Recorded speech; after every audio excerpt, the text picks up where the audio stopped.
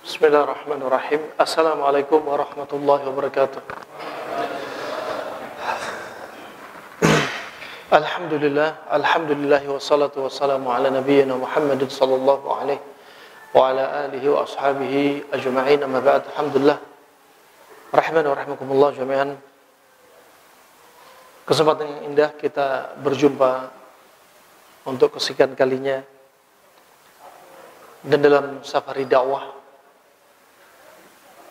ar-rihlah da'wiyah ilallah min khilal at-tibb, yaitu rihlah dakwah di jalan Allah Subhanahu wa taala melalui ilmu pengobatan.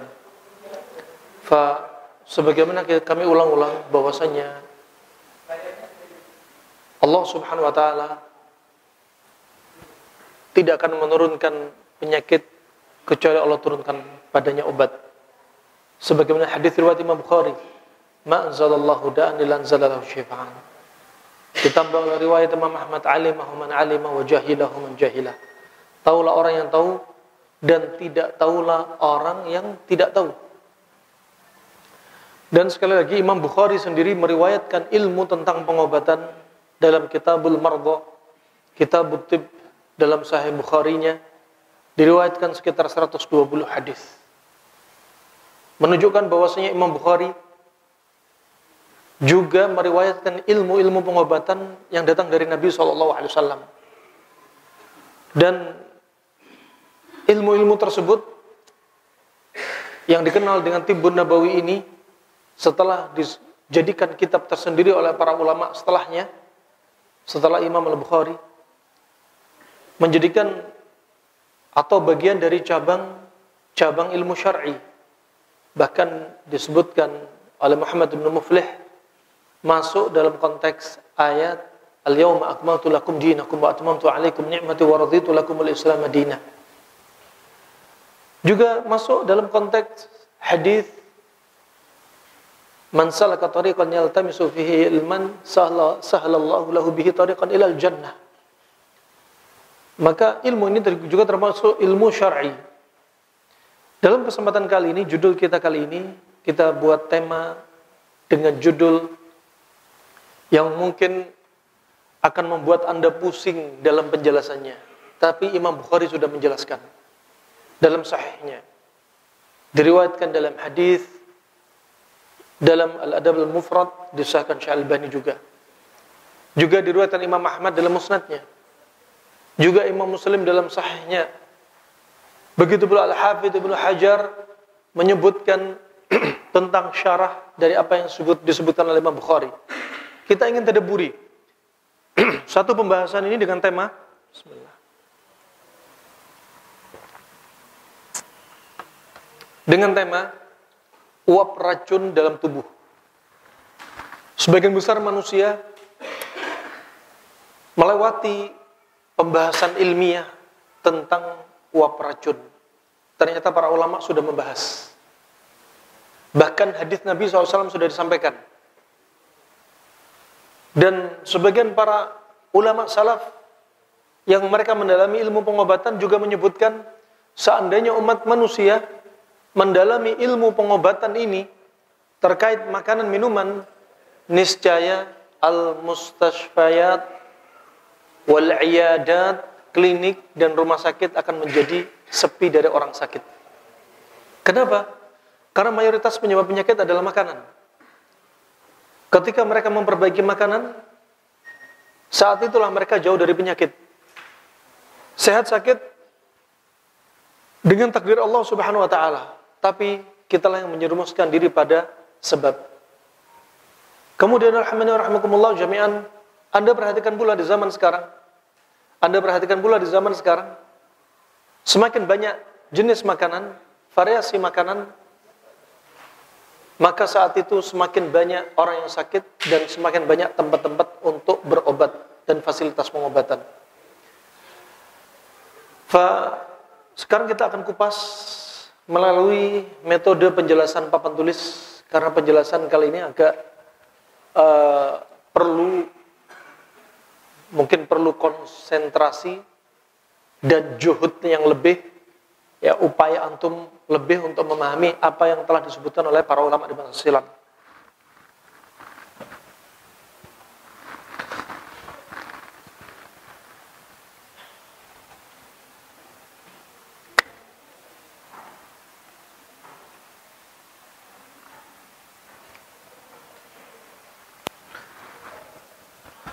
Pertama,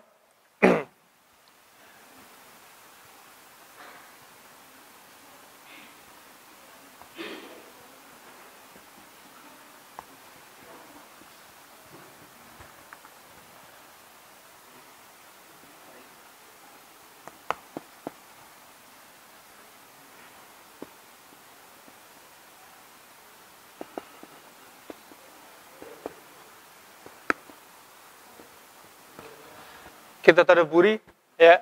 Yang pertama dari surat Adz-Dzariyat ayat 20-21. Yang berikutnya surat Fussilat ayat 53. Surat Fussilat ayat 53.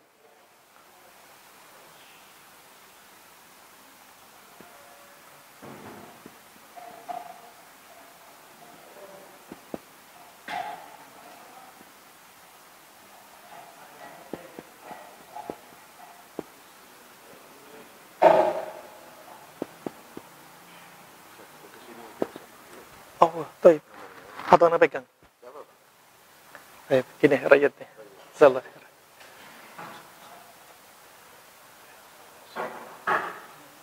Salah khair.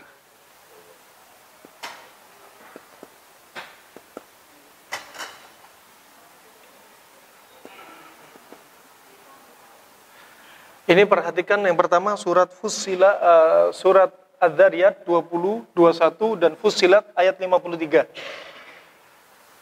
Wa fil ardi ayatun lil mukinin, dan di bumi itu ada tanda-tanda kekuasaan Allah bagi orang-orang yang yakin. Wa fi anfusikum afala tubsirun, dan pada diri kalian hendaknya kalian tadabburi diri kalian. Bagaimana kita dicipta oleh Allah, ya. Nanti akan kita bahas dari sisi apa yang dikutip oleh para ulama juga.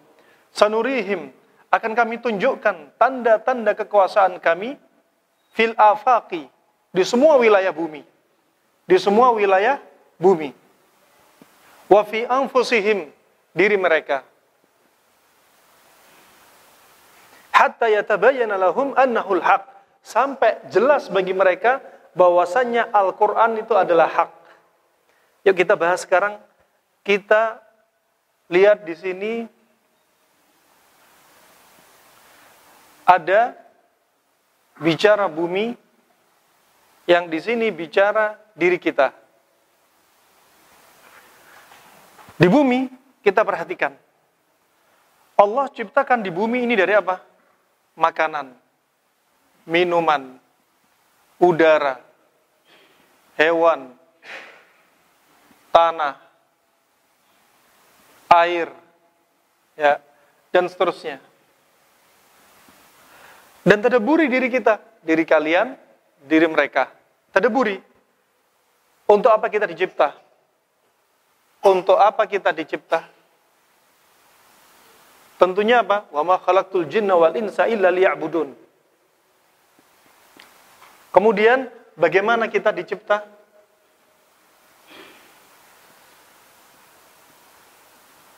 Taib, dari janin, kok ada orang mandul, kok ada orang subur, ya. Bagaimana jadi proses haid, nifas, ada yang lahir dalam keadaan air susu ibu tidak keluar, tadabburi juga. Kemudian tadabburi juga di antaranya, ya, ini yang kita kupas. Kita sakit apa? Apa yang bikin kita sehat? Apa yang bikin kita sakit? Ada 4 kondisi yang perlu kita bahas. Ada orang sehat, selalu dalam keadaan sehat. Ada orang sehat, gampang sakit. Ada yang sakit, cepat sehat. Ada yang sakit, gak sembuh-sembuh. 4 hal ini perlu kita tadabburi. Ini diri kita. Kemudian di bumi, kalau kita ketemu sakit apa di bumi, diri kita mengetahui sakit apa. Katakan ada sakit sifatnya dingin. Di bumi diciptakan tanda-tanda kekuasaan Allah dari obat-obatan yang sifatnya panas. Mau dari makanan apa? Ya, mau dari hewan apa? Ya, mau dari tanaman herbal apa tanamannya? Anda tadaburi. Nah, ini pembahasan sebelum masuk inti pembahasan kita tentang uap. Kemudian disebutkan, tadi sudah kita sampaikan, ma'anzalallah da'anil anzalalahu syifaan. Allah nggak akan turunkan penyakit kecuali Allah turunkan obat. Ditambah, selain riwayat Imam Bukhari, riwayat Imam Muslim ditambah. Wa idza usiba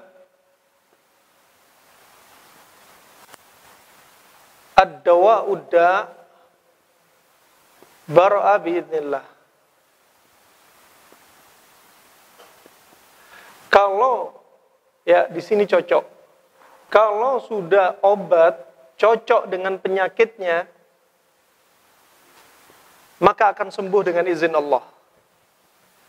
Makanya kalau Anda berobat tapi nggak sembuh-sembuh dengan izin Allah, koreksi. Mungkin obat nggak cocok sama penyakit. 2 tahun berobat nggak sembuh-sembuh, koreksi. Jangan dilanjutin terus. Ada masalah apa? Kemudian kalau sudah penyakit dan obat sudah cocok, ternyata dia nggak sembuh-sembuh terkait dengan izin Allah. Allah belum menurunkan kesembuhan. Seperti penyakitnya Nabi Ayub alaihissalam, 18 tahun mengalami penyakit gatal di kulit. Ya, dan penyakitnya Nabi Ayub karena Allah berikan penyakit gak lepas dari 2. 1, sengaja Allah ingin mencoba dia, menaikkan derajatnya. Seperti Nabi Ayub. Nabi Ayub gak punya dosa, maksum. Yang kedua, ada orang yang sakit karena memang Allah ingin gugurkan dosa dia. Ini terkait dengan kesembuhan. Sekarang setelah Anda melihat konsep ini, kita baru masuk. Apa maksud dari penjelasan ini? Di bumi, diri kalian. Bumi, diri kalian. Nah, kita perhatikan. Makanya sebenarnya Allah jadikan obat dan penyakit gak jauh-jauh. 1, hadis tentang lalat. Hadis tentang lalat. Ya. Idza waqa'a dzubab fi ina'i ahadikum falyakmishu thumma liyanza'hu fa inna fi ihda janaihi da wa fi ukhra shifa. Kalau ada lalat masuk ke bejana, maka cepat celupkan. 1 sayap bawa penyakit, 1 sayap bawa obat. Berarti obat dan penyakit enggak jauh-jauh. Kedua, berikutnya. Hadis Nabi SAW disahkan Syekh Al-Albani rahimallahu taala, "Alaikum bi albanil baqar wa sumnuha dawa wa luhumuha da." Hendaknya Anda sering konsumsi susu sapi. Daging sapi itu penyakit dan lemak gajah sapi itu adalah obatnya. Makanya kalau makan daging sapi sama gajahnya, jangan dibuang gajah sapi. Hadis yang sahih. Dan ini jarang didengar oleh kaum muslimin. Ya. Berikutnya kita akan bahas, akan kita kupas.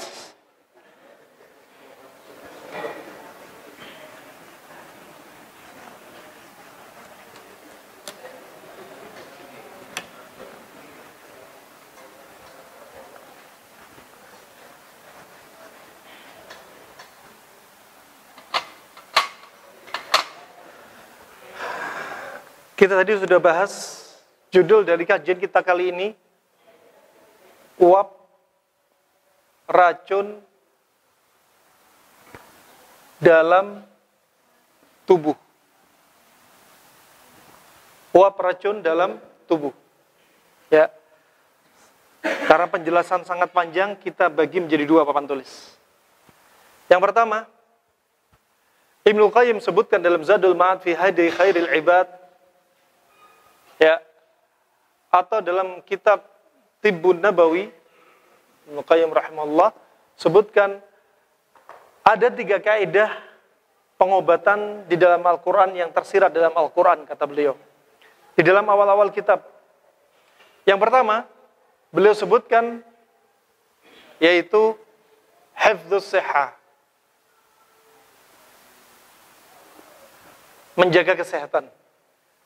Di antaranya apa? Ditunjukkan firman Allah Subhanahu wa taala dalam surat Al-Baqarah, "Faman kana minkum maridhan aw 'ala safarin fa iddatun min ayyamin ukhra." Barang siapa di antara Anda ada yang sakit atau safar, maka hendaknya puasanya puasa Ramadan diganti hari yang lain. Karena orang yang sakit atau safar, yang masyaqqahnya, bebannya berat, mending gak usah puasa. Kenapa? Kalau dia paksa puasa, sama dengan dia mencelakakan diri sendiri. Bisa jadi sakit, yang safar, orang safar, safarannya jauh, berat, dia paksa, akhirnya sakit, gak dapat Ramadan besoknya. Atau yang sakit, dipaksa puasa tambah sakit. Berarti di sini ada apa? Penjagaan kesehatan. Yang kedua adalah al-himyah anil mu'dhi. Menjauhi diri dari gangguan.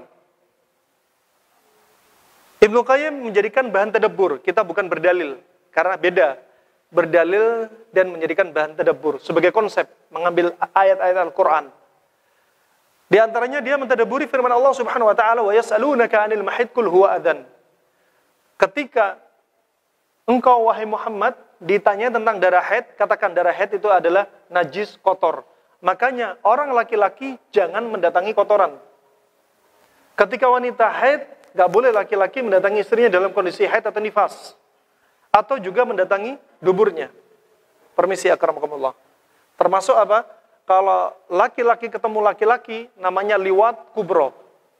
Terong ketemu terong, namanya liwat kubro. Ini satu-satunya dosa yang dilaknat Nabi 3 kali laknat. La'anallahu man amila amala qaumi lutin, la'anallahu man amila amala qaumi lutin, la'anallahu man amila amala qaumi lutin. 3 kali. Gak ada dosa yang dilaknat 3 kali sekaligus, kecuali dosanya liwat kubro. Kalau saya terjemahkan, nanti di YouTube diblokir nanti. Ya. Nah, kemudian ada liwat sughra. Liwat sughra, suami, istri, walaupun halal, tapi lewat lubang duburnya. Ini juga nggak boleh. Dilaknat juga, tapi sekali laknat. Kemudian yang ketiga, ya, yang ketiga apa? Al-istifraq. Al-istifraq minal mawad al-fasidah. Yaitu mengosongkan dari unsur-unsur yang berbahaya. Katakan bahasanya detox. Dia mentadaburi dari firman Allah dari surat Al-Baqarah, ya, faman kana minkum maridhan aw bihi adam min ra'sih, yaitu ayatul hajj. Ayatul hajj. Ini yang kita bahas, racun uap ini. Aw bihi adam min ra's, atau di kepalanya ada gangguan. Ada sahabat Nabi disebutkan dalam riwayat Imam Bukhari melengkapi dari tafsir ayat ini. Sahabat Nabi namanya Ka'ab bin Al-Ujrah. Dia rambutnya gondrong, tebal, ya, panjang, lebat, tapi apa? Banyak kutunya. Dia kutun di rambutnya, sampai kutu berjalan di wajahnya. Sampai kalau ditaruh piring, dia berjatuhan di piring. Nah, sampai Rasulullah bertanya kepada dia, hal yu'dhika hadhil hawam? Apakah hewan ini mengganggumu? Dia padahal dalam keadaan ihram, haji. Ya Rasulullah. Rasulullah khawatir dia celaka. Gara-gara kutu yang terlalu banyak. Kedua, Rasulullah khawatir ibadah hajinya nggak khusyuk. Ya. Karena apa? Ada kisah orang yang meninggal gara-gara terlalu banyak kutu rambut. Kenapa? Kutu rambut gigit kepala, bikin luka. Kadang mereka kalau mandi jenabah, air dingin yang minus di tempat mereka di Arab, bikin masalah di saraf. Juga bikin infeksi, sampai ada yang meninggal. Nabi nggak pengen umatnya meninggal hanya gara-gara kutu saja. Dan akhirnya Ka'ab bin Ujrah diperintah Nabi untuk apa? Menggundul rambutnya. Ada dua keutamaan gundul rambut. Satu, apa? Kutunya hilang sama telurnya. Ya kan? Dia nggak bisa tinggal di jenggot. Maunya di rambut kepala. Kedua, terbukalah pori-pori kulit kepala, dan waktu itu racun di balik kulit kepala menguap lewat pori-pori yang sudah terbuka. Itu obatnya. Ini, uap racun dalam tubuh. Ada detox. Bisa difahami? Ini pembahasan Ibnu Qayyim yang sangat dalam. Ya. Taib. Ini yang pertama, tadi kisahnya apa? Dari surat Al-Baqarah. Ya, kita bahas sekarang. Ayatul Hajj ketika disampaikan au bihi adam min ra'sih. Sehingga Ka'ab bin Ujrah digundul rambutnya. Yang kedua, ya, ini termasuk apa? Ayatul Hajj. Terus berikutnya apa? Hadis Ka'ab bin Ujrah. Ya.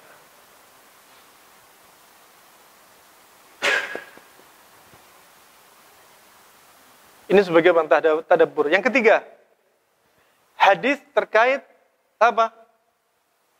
Al-haid, wanita haid. Sebagai bahan tadabbur kita semua. Antum dapati kalau istri antum haid, biasanya suka marah nggak? Labil nggak? Ibu-ibu juga ngerasa gitu nggak?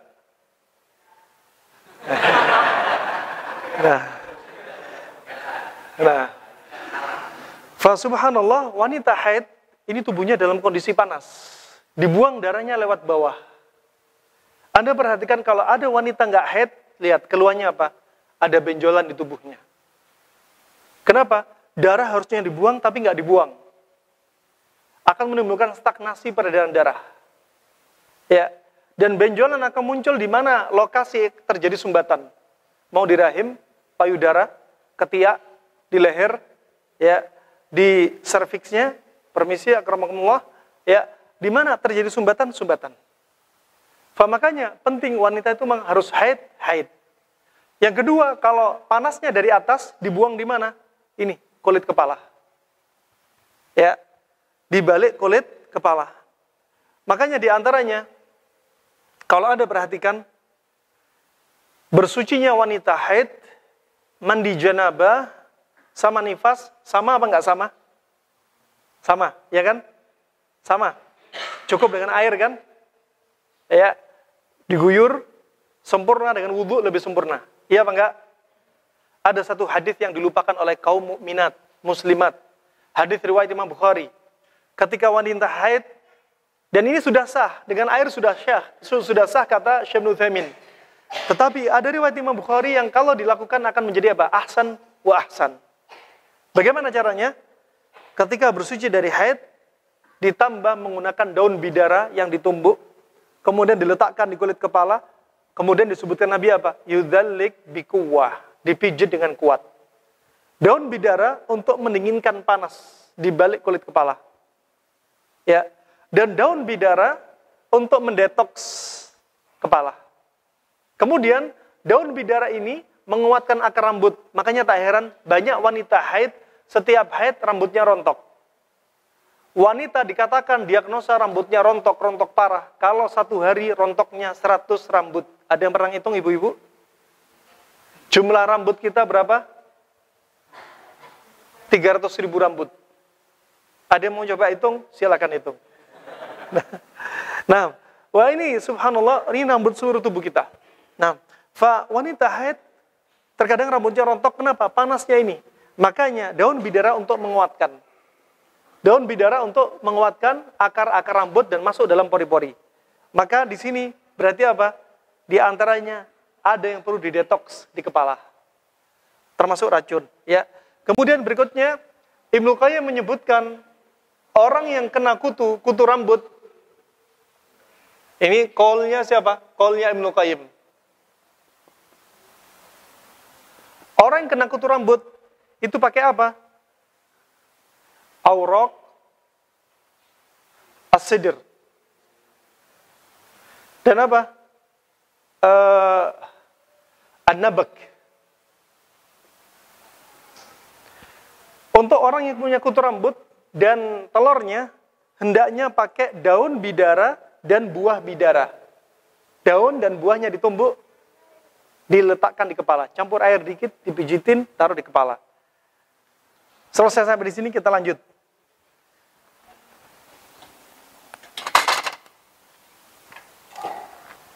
Kemudian, kita lanjutkan tadabburi ucapan Imam Al-Bukhari. Imam Bukhari membuat bab judul dalam sahihnya. Sebaik-baik kitab setelah Al-Quran adalah Sahih Bukhari. Beliau membuat judul, Babu Fadli Man Yusra minar rih. Bab keutamaan orang yang kejang, ayan, epilepsi gara-gara angin. Antum bisa, ada yang bisa menelaah enggak?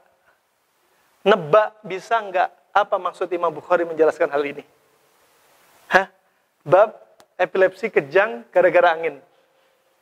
Ada angin, tiba-tiba kejang. Ternyata bukan itu. Ya, orang kena ayan ada dua sebab. Ada sebab ini ayan, ya, atau epilepsi, atau kejang. Itu ada dua sebab. Ada medis, ada non medis. Medis seperti hadis yang diriwayatkan Imam Bukhari. Kisahnya Imra'atus Sauda. Imra'atus Sauda, wanita yang hitam.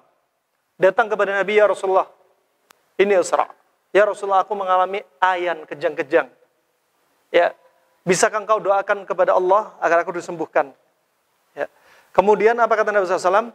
In da'autu laki syufid. Ya, wa in sabarti falakil jannah. Kalau aku doakan kamu, kamu akan sembuh dengan izin Allah. Tapi kalau kamu mau sabar, bagimu surga. Kemudian kata wanita ini, idzan asbir. Kalau gitu aku pilih sabar aja Rasulullah. Tapi doakan untukku agar auratku nggak tersingkap. Ini wanita kulit hitam dari kalangan sahabat. Kulitnya hitam, minta auratnya disingkap. Jadi untuk menutup aurat, nggak harus kulitnya putih. Nggak harus wanita cantik. Ya, semua umum. Ya, ini dari medis. Ini Imra'atus Sauda. Dan wanita ini kena ayan gara-gara apa? Gara-gara seperti judul yang dibuat Imam Bukhari, yaitu gara-gara uap panas. Ini medis. Kemudian ada yang non-medis. Non-medis seperti kisahnya Ummu Zufar. Ummu Zufar, ya. Ummu Zufar ini apa? Kena ayan gara-gara apa? Gara-gara kejinan. Gara-gara diganggu jin. Ini kasus yang berbeda. Di sini kita perlu bahas, nanti pembahasannya adalah rih. Uap panas di kepala bikin ayan. Baik, sudah berapa ini kita tadabburi? Sekarang kita lanjut, masih belum paham juga. Kemudian dalam hadis yang disahihkan Syekh Albani rahimahullah dalam Al-Adabul Mufrad, ya, riwayat Imam Ahmad dalam Musnadnya, juga Imam Muslim dalam Sahihnya, ketika Nabi menjelaskan tentang pusing. Nabi bersabda apa? Pusing itu adalah apa? Rihun. Ya'taridu fi ar-ra's wa yadribu al-asab.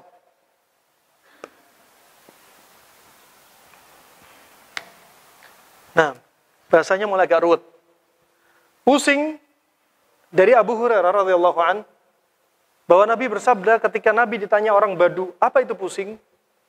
Nabi bersabda, pusing adalah angin yang numpuk di kepala dan menekan saraf.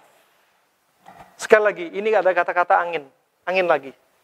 Tadi ayan, ini pusing. Ini ayan, ini pusing. Angin numpuk di kepala dan menekan saraf. Imam Suyuti menyebutkan jenis pusing ada 20. Dokter ahli saraf menyebutkan juga pusing ada 20. Dan salah satu dari 20 adalah pusing yang disebutkan Nabi. Angin, ini dari kedokteran Arab klasik. Angin numpuk di kepala, menekan saraf. Taib, masih belum paham juga di sini? Nanti kita bahas lagi. Taib. Berikutnya, Imam Bukhari membuat judul Al-Hijamah al-ra's minasyaqiqah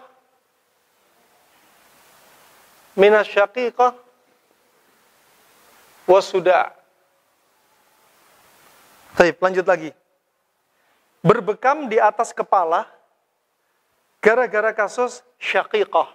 Syaqiqah itu sudah nisfi, yaitu apa?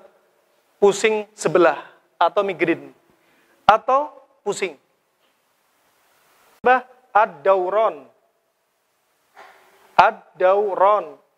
Ad-dauron yaitu vertigo. Migrain, vertigo, pusing. Dauron berputar. Syakikoh sebelah.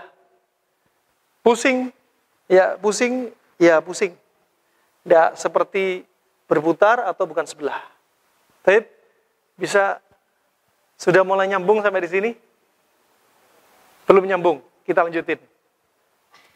Ya, kita sedang berwisata dari pembahasan para ulama klasik tentang ilmu pengobatan. Kita lanjut. Kita ke atas.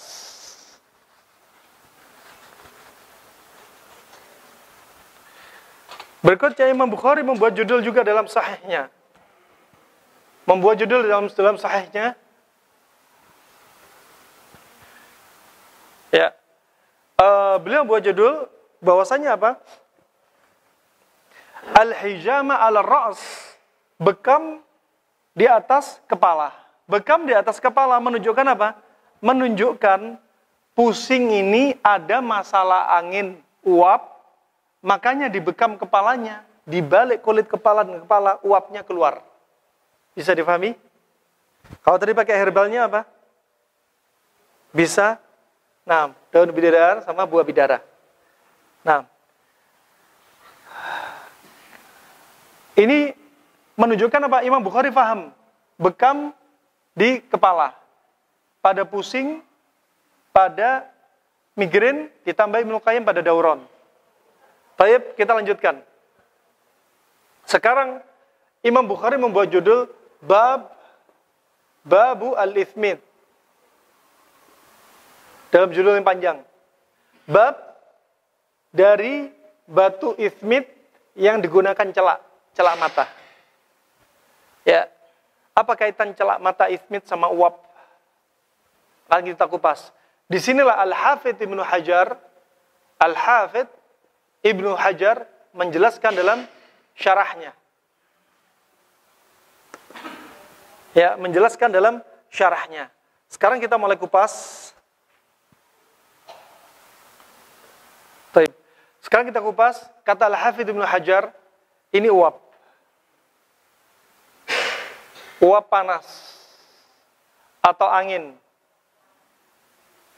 Ini yang kita bahas nih. Uap panas atau angin ini dari mana? Dari mana? Mulut.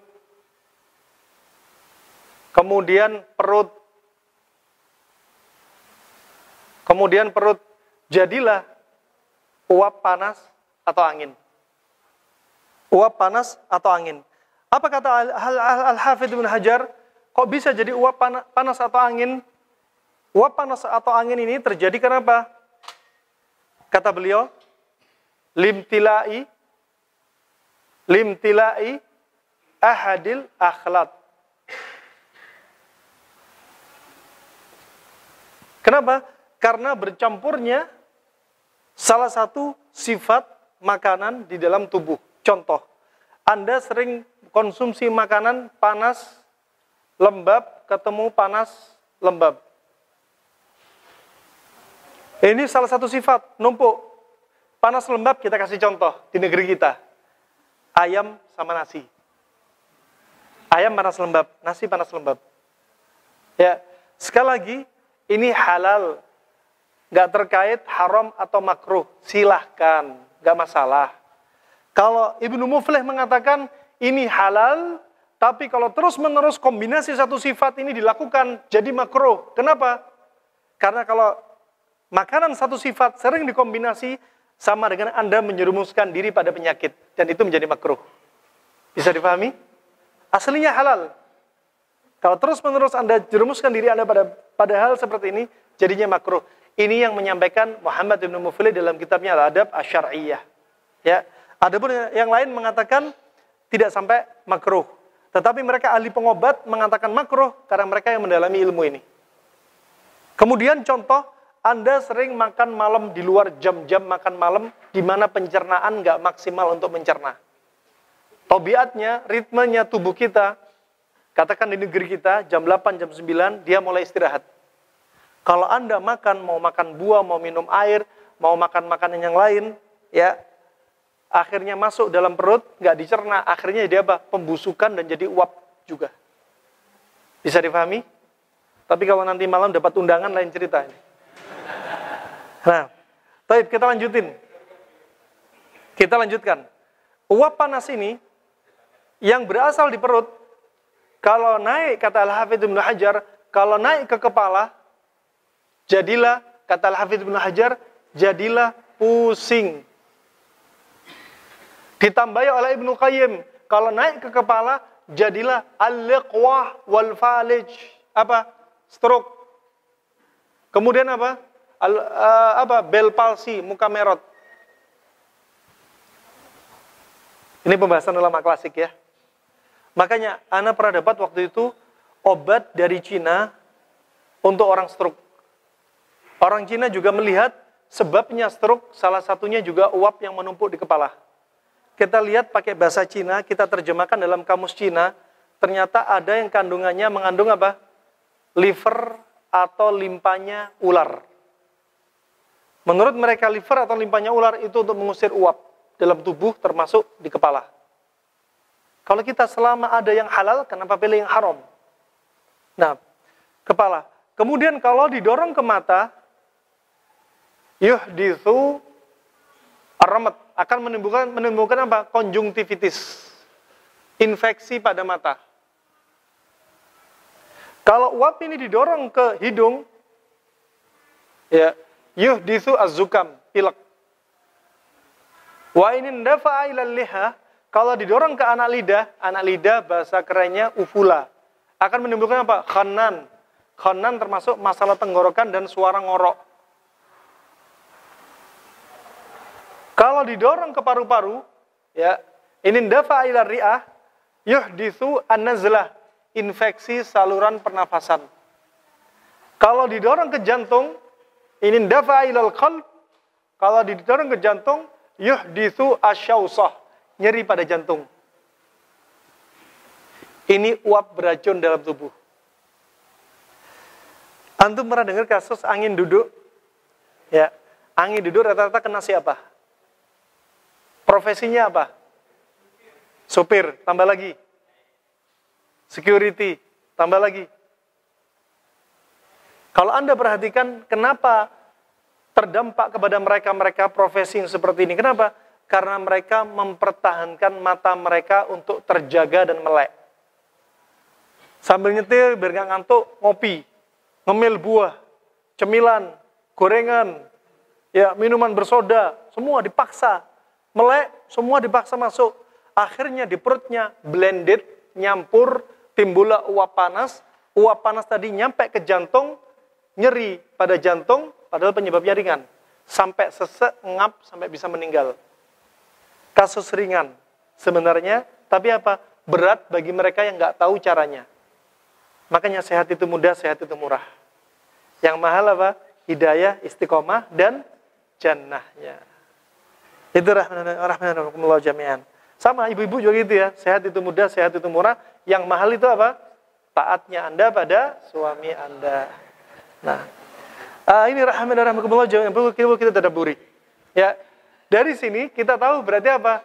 Ujung-ujungnya uap racun tadi dari makanan kita dan bikin masalah pada tubuh. Ya, sudah adzan? Adzan.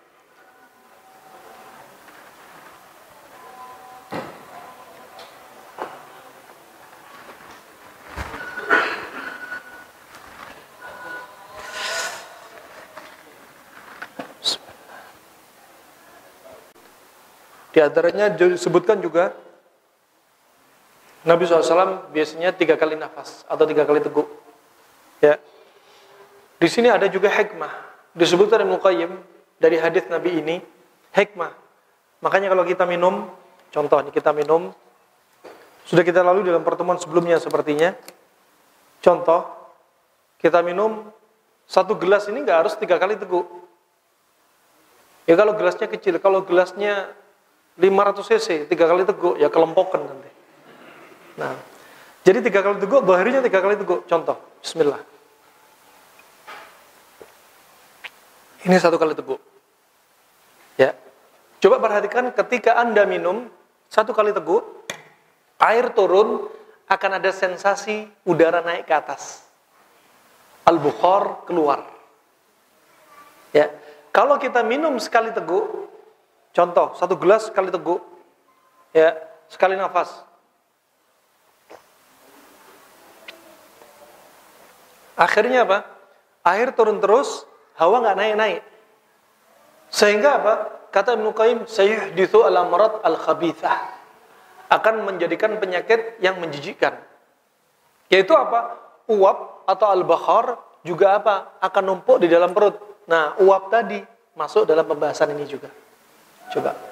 Makanya ulama menyebutkan syariat Islam juga adab-adab yang diajarkan Nabi SAW, mau adab makan, adab minum, identik dengan kesehatan. Wallahu a'lam bishawab. Sepertinya itu saja yang bisa saya sampaikan. Mungkin selanjutnya ke sesi tanya jawab. Barakallahu fikum.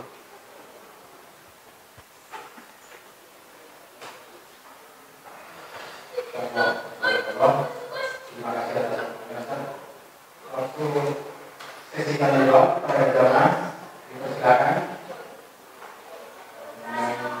Kesehatan kesempatan bagi kita untuk berbicara dari sini. Dari awal dulu, ada yang mau tanya? Kesempatan.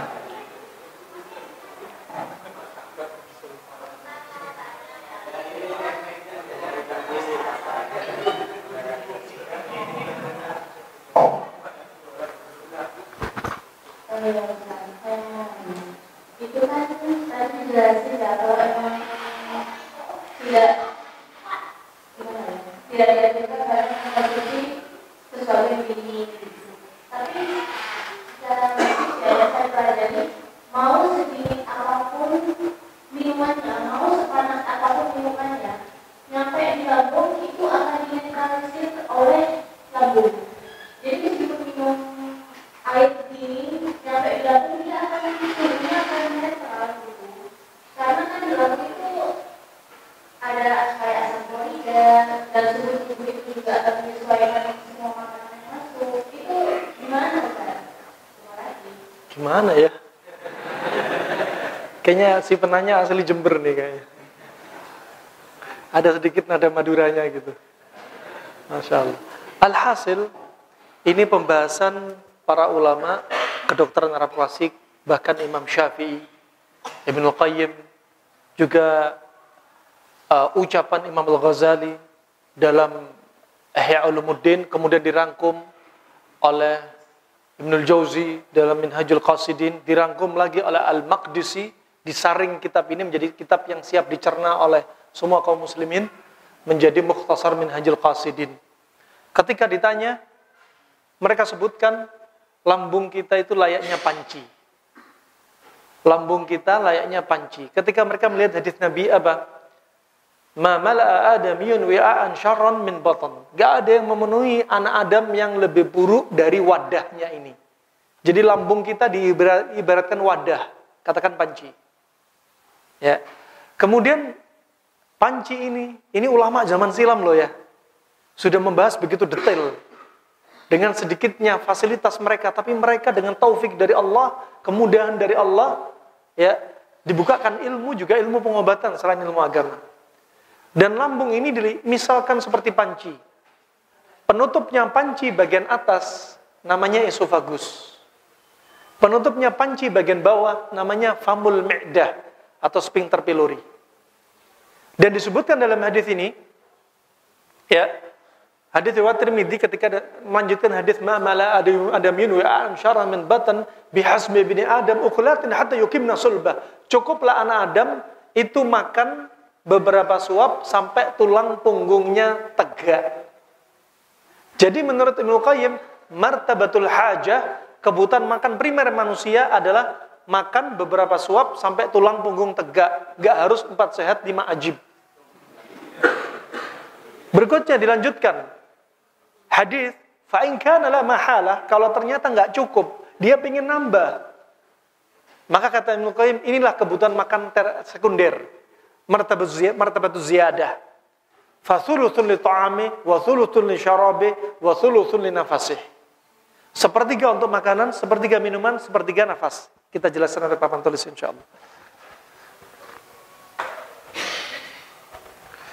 Ya, untuk lebih gamblang dari penjelasan para ulama, dan para ulama ini Masya Allah, ya, mereka orang yang jauh dari berhala, jauh dari kesyirikan, jauh dari makan uang yang haram, jauh dari penebaran hoax. Mereka nulis nggak sembarangan, dan mereka dekat dengan taufik Allah Subhanahu Wa Taala. Ya, tadi disebutkan lambung nih. Lambung ada 3 lapis. Kalau lagi makan 5 enzim keluar. Ini semua ciptaan Allah. Laqad khalaqnal insana fi ahsani taqwim. Sungguh Allah menciptakan segala sesuatu dengan sempurna. Ya, sempurna apa? Anatomi dan fisiologinya. Sebagian menafsirkan demikian. Ya, sempurna apa? Fil qama wa surah. Anatomi fisiologi. Perhatikan 5 enzim keluar dan di sini nanti makanan dicerna. Termasuk minuman juga di sini. Dan setelah makanan dicerna, nanti akan dijadikan, kata Ibnu Qayyim, ini dokter, nggak kalah sama dokter ulama-ulama di masa silam. Ya, makanan yang dicerna oleh 5 enzim nanti akan berubah menjadi apa? Al-kimusat. Kalau dokter sekarang bilangnya cairan cim. Nggak kalah mereka. Jadi cairan cim. Makanya kalau makan, ini bukan termasuk bagian sunnah. Kalau makan, kalau habis minum, jangan langsung makan. Kata Imam Syafi'i dan yang selainnya, Ibnu Qayyim. Kalau sambil makan, jangan sambil minum. Kalau habis makan, jangan langsung minum. Bukan dari Al-Quran, bukan dari sunnah. Tapi apa? Mereka mentadaburi, kenapa Allah ciptakan lambung seperti ini? Biar apa? Dikasih kesempatan makanan dihancurin oleh 5 enzim, biar jadi cairan cim. Cairan seperti bubur. Kalau sudah jadi seperti bubur, famul mi'dah, mulut lambung, masuk sudah jadi cairan seperti bubur. Jadi lebih nyaman. Tapi kalau habis sambil makan, sambil minum, habis makan langsung minum, ada makanan masih 1/3, 2/3, 1/4, belum hancur, diguyur dengan air, akhirnya akan berjubel di sini, akan menjadi masalah penyakit, ya, namanya bahasanya Ibnu Qayyim disebutkan al-khulanj. Kalau penyakit medis zaman sekarang, kolik abdomen, nyeri perut yang sangat hebat. Kenapa? Ini pintu lambung bermasalah. Coba. Ulama loh ya. Nggak kalah sama ahli-ahli dokter zaman sekarang. Kemudian disebutkan tadi, makanan, kebutuhan primer makan manusia berapa tadi? Makan beberapa suap sampai tulang punggung tegak. Nggak harus 4 sehat 5. Kemudian yang berikutnya, kalau ternyata masih kepengin makan, apa tadi? Sepertiga untuk makanan, sepertiga untuk air, sepertiga untuk udara. Berarti, kata Ibnu Qayyim, makanan itu sifatnya tanah. Air minuman sifatnya air, hawa tadi sifatnya apa? Udara. Ada udara, ada air, ada tanah, kata Ibnu Qayyim. Kemudian mereka bertanya, lantas apinya ada di mana? Disebutkan oleh para ulama, ya, lambung tadi seperti apa? Panci. Butuh pemanas. Pemanasnya dari mana? Dari kiri atas itu ada jantung. Dari kiri bawah itu ada limpa. Ada kanan bawah itu ada liver. Ada depannya lambung itu lemak yang ada di perut kita. Di belakangnya lambung itu ada daging yang nempel di tulang punggung. Itu semua sebagai api. Makanya kalau apinya ini dikecilin atau apinya redup, pencernaan alias bahasa sekarang metabolisme akan lemah. Contoh tadi, Anda minum air sekali teguk. Kata Ibnu Qayyim akan melemahkan liver. Kalau liver lemah jadinya dingin. Ya, kalau liver dingin akhirnya bekerja 2 kali lipat untuk menghasilkan panas. Lama-lama liver akan capek, exhaust. Ya, ini akhirnya apa? Mau memanaskan lambung, dikasih air dingin terus. Jadinya apa? Redup apinya. Redup, makanya tak heran. Orang yang sifatnya dingin, buka lidah Anda. Lidah Anda di tengah warnanya putih, pucat. Menunjukkan liver, limpa Anda lemah. Kenapa ada orang bilang lidah tifoid, lidahnya lidah tifoid? Karena aslinya liver sama limpa lemah. Nah, nggak kalah, para ulama nggak kalah. Ya. Nah, subhanallah, liver lemah, ini lemah, jantung lemah, akhirnya apa? Dikuasai oleh dingin. Kalau dikuasai oleh dingin, apa kata Imam Zurnuji, ulama tahun 600 Hijriah dalam kitabnya Ta'lim Muta'allim, apa? Dia akan menjadi orang pemalas. Hafalannya lemah, memorinya lemah, syahwatnya lemah. Ya, akan muncul penyakit-penyakit yang sifatnya dingin, asma, rematik, ya, batuk pilek. Nah, kenapa? Karena sudah melemah. Termasuk tipes, karena sudah melemah. Coba. Makanya tadi ada cara-caranya. Makanya ketika ini jangan langsung minum. Kenapa? Ini semua pencernaan ikut lemah. Barakallahu fiik. Insyaallah itu ya. Silakan berikutnya dari Iwan. Banyak sekali semua yang banyak. Memberikan. Oh ada. Ya silakan.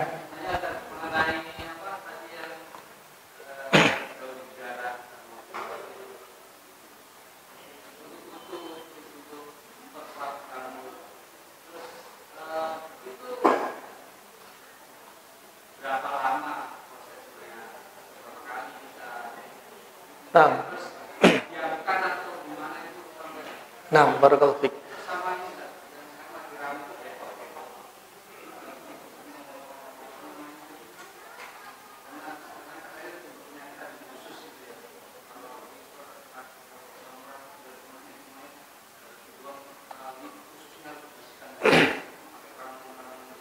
Nah, aslinya masalah-masalah penyakit munculnya gara-gara makanan. Ya, termasuk penyakit paling ringan, ketumbe, kutu rambut, untuk wanita keputihan, untuk laki-laki panu kadas kurap. Ya. Nah, sampai ketiak bau, buang angin bau, nafas bau, ya. Juga sampai penyakit yang paling mungkin katakan puncaknya, katakan stroke atau kanker, semua bermula apa di antaranya makanan. Takdir Allah sudah mencatat, tapi ada sebab yang menjerumuskan kita pada satu penyakit. Makanya kalau sakit jangan salahkan takdir Allah, tapi salahkan diri kita sendiri. Allah berfirman, "Ma asabaka min hasanatin famin Allah, wa ma asabaka min sayyi'atin famin nafsik." Kalau Anda merasakan nikmat dari Allah, nisbatkan nikmat itu memang dari Allah. Kalau dapat kebaikan, kenikmatan, nisbatkan kepada Allah. Tapi kalau Anda merasakan penyakit, nisbatkan pada diri Anda sendiri. Termasuk sekarang dari penyakit ringan sampai beratnya, sebenarnya kita tidak buru di diri kita. Nisbatkan pada diri kita apa yang sudah kita makan. Ya. Wa fi anfusikum afala tubsirun. Apa yang Anda konsumsi juga perlu diperhatikan. Apa seringnya? Ya. Fa subhanallah, contoh tadi pada rambut mengalami kutu. Contoh, ada anak-anak mondok. Satu asrama katakan 15 santri. Ya. 10 santri semua kutuan, yang 5 enggak kutuan. Satu kamar cuma satu sisir. Ini sisir dipakai sama. 10 orang kena kutu, yang 5 padahal sisirnya sama sisir bekas kutu dan telur. Tapi kenapa nggak nular? Ternyata dibahas dari teorinya Ibnul Qayyim, kembalinya juga makanan kita. Karena suasana yang lembab itu adalah media yang sangat baik untuk kutu. Ketika suasananya nggak lembab, kutu nggak mau pindah di rambut yang suasananya beda, nggak seperti yang cocok media lembab tadi. Ya, makanya di antaranya, apalagi kebanyakan panas lembab, Ibnu Qayyim meresepkan di antaranya apa? Daun bidara sama buah bidara. Ditumbuk, campur air, kalau bisa air hangat, sudah dibalurkan di rambut, kemudian dipijit-pijit, biarkan sekitar 15 menit. Kalau memang parah, diulangi pagi sore. Sampai kapan? Sampai sembuh. Di masa silam, orang-orang di masa silam, daun bidara itu fungsinya hampir seperti sabun. Ya, kalau sudah dicampur air, dia keluar apa? Seperti busa. Nah, ini diantaranya, kalau sudah keluar busa, ini obatnya ini. Sambil dipijit biar masuk di balik kulit kepala. Nah, kalau mau tanya masalah penyakit asam urat, kolesterol, kencing manis, ya, kemudian darah kental dan lain sebagainya, sekali lagi penyakit zaman sekarang identik dengan apa? Penyakit yang sifatnya ekses, berlebihan. Kenapa? Kebanyakan makan. Orang-orang di masa silam menunjukkan penyakitnya identik dengan defisiensi, kurang nutrisi. Ya, zaman sekarang HB terlalu tinggi, trombosit tinggi. Wah, subhanallah berat badan, masya Allah, obesitas rata-rata. Kemudian subhanallah juga gula darah, kolesterol, asam urat, semua pada tinggi. Di zaman silam, ya kurang penyakitnya, defisiensi. Karena sekarang kelebihan apa? Kelebihan nutrisinya banyak di zaman sekarang. Nah, orang-orang di masa silam, para ulama salaf, kalau melihat orang yang perutnya gede, biasanya dinasehatin. Ya, ada yang dijuluki Abul Butain, yang punya 2 perut. Ya. Makanya apa? Segera perbaiki pola makan Anda. Nah, pola makan kita. Wallahu a'lam bishawab. Insyaallah itu ya. Satu pertanyaan terakhir. Ada? Ya, silakan.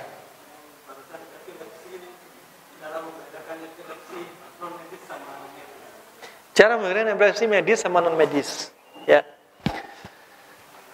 Bisa Anda lihat, ya, misalkan kalau non medis bisa dilihat dari 3 kondisi. Kondisi dia ketika sadar.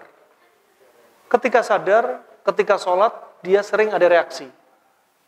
Ima sholatnya tidak khusyuk, ima dia ada gerakan-gerakan aneh, ya, atau dia dibikin malas untuk sholat, ibadah, baca Al-Quran, zikir. Ini ketika sadar. Kemudian kondisi ketika tidur. Ketika tidur biasanya diiringi dengan mimpi-mimpi yang buruk. Ya, ima ditampakkan makhluk halus, atau dia masuk ke tempat-tempat yang seram, atau jatuh dari tebing tinggi, atau bisa dikejar binatang buas, dan sebagainya. Ya, dan ada juga ketika kondisi diruqyah. Ketika diruqyah, dia langsung bereaksi. Epilepsinya dia berarti apa? Epilepsi bisa karena gangguan jin. Kalau epilepsi medis, orang-orang di masa silam sering menggunakan apa? Labu kuning. Untuk apa? Mendinginkan uap panas yang ada di otak. Ya, bisa labu kuning dikonsumsi, ya. Kemudian apa? Dikompreskan di kepala. Parutan labu kuning kompresin di kepala. Kemudian kurangi makanan-makanan yang menimbulkan uap. Ya, seperti satu kombinasi, contohnya tadi panas lembab ketemu panas lembab. Ya, ayam nasi, kambing nasi, bebek nasi, kelinci nasi, kuda nasi, onta nasi, ikan asin sama nasi, ya, kuning telur sama nasi. Ya, wah cocoknya sekali lagi kita nggak bicara makruh atau haram, silahkan. Cuma ini the best-nya menurut ulama klasik. Nasi cocoknya sama apa? Sama apa? Ikannya ikan segar. Bukan abon ikan, bukan ikan asin, bukan seafood. Kemudian daging sapi. Daging sapi dingin kering, nasi panas lembab. Ya, cocok. Ya, cocok. Asal bukan apa? Bukan dendeng sapi atau bukan rendang sapi. Sapi sifatnya dingin kering. Dimasak jadi rendang, dikasih kelapa, 4 biji kelapa. Ditambahi garamnya setengah plastik. Ya, masih masaknya 4 jam, 6 jam. Berubah sifat. Ya. Kemudian apa? Bisa nasi dengan putih telur. Kata Ibnu Qayyim, kuningnya telur panas, putihnya dingin. Putihnya dingin. Nah, Ibnu Qayyim juga menyebutkan di antaranya jangan biasa minum di malam hari. Termasuk makan buah, termasuk makan malam. Karena pencernaan istirahat. Kalau istirahat Anda paksa makan, pencernaan nggak maksimal dan menimbulkan pembusukan, al-ufunah. Berikutnya juga menimbulkan uap panas. Menimbulkan uap panas. Ini sebagai bahan tadabbur kita. Ya. Ibnu Qayyim juga menasihatkan jangan campur buah sama hewan. Ya, makanya kalau makan nasi jangan sama pisang. Makan nasi sama rendang ditambah jeruk sama pisang. Ya. Sekali lagi bukan haram, bukan makruh. Mereka mentadabburi firman Allah, bukan berdalil ya, jangan salah paham. Ya. Maka mentadabburi firman Allah, wa fakihatin mimma yatakhayyarun wa lahmi ta'ir mimma yashtahun. Dan mereka para penghuni surga ya makan buah-buahan yang mereka pilih. Dan kemudian makan daging burung yang mereka inginkan. Menunjukkan makan buah dan makan daging. Ada huruf waw di situ. Dan huruf waw kata mereka yufidu al-muhlah. Huruf waw itu memberikan jarak antara makan daging, antara makan buah dan daging dikasih jarak. Sekali lagi ini bukan dari sunnah, tapi hanya sebagai bahan tadabbur dan diteliti oleh Ibnu Qayyim. Kalau Anda habis makan buah langsung makan daging, makan nasi, bisa timbul pembusukan. Atau sambil makan daging, makan nasi, makan buah, pembusukan. Atau habis makan nasi, makan daging, langsung makan buah, pembusukan. Makanya menu dessert buah-buahan salah. Menu dessert minuman teh susu salah. Kasih makan buah dan minuman dikasih jarak antara makan besar. Ya, begitu pula makan darat, makan laut jangan dicampur. Bukan dari Nabi, dari para ulama klasik. Makan buah dengan susu jangan dicampur, apalagi buah yang masem. Kalau kurma sama susu masih oke. Kemudian susu sama daging jangan dicampur. Ya, jangan dicampur. Adapun orang India kata Ibnu Qayyim, mereka kalau masak nasi dicampur sama susu. Ya. Karena nasi panas, susu itu dingin. Nah, itu teorinya orang India. Nah, insyaallah itu yang bisa kami sampaikan karena sudah jam 7. Itu saja yang bisa kami sampaikan. Semoga bermanfaat untuk Islam dan Muslimin. Semoga Allah sembuhkan orang sakit di antara kita. Semoga Allah lindungi saudara kita di Palestina. Semoga Allah menangkan mereka. Semoga Allah terima jasad mereka yang mendahului kita sebagai syuhada. Dan semoga Allah hancurkan orang-orang Yahudi. Ya. Dan semoga Allah wafatkan kita dalam keadaan husnul khatimah. Amin ya rabbal alamin wa billahi taufiq wal hidayah. Subhanakallahumma bihamdik asyhadu an la ilaha illa anta